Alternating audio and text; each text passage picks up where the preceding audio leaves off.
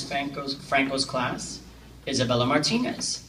Isabella is a very responsible, hardworking student who puts all of her time, energy, and effort into everything that she does.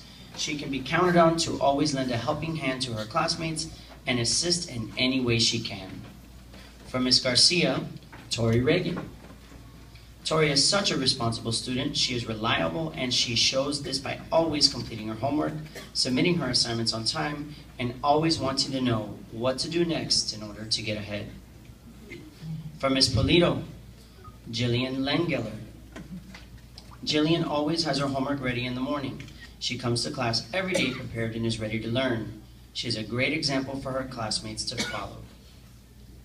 From Ms. Castro's class, Melanie Gonzalez.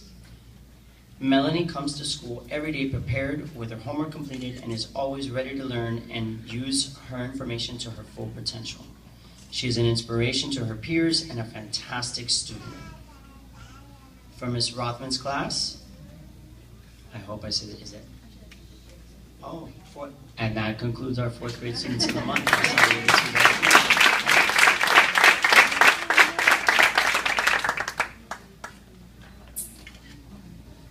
You two fifth graders tricked me over there.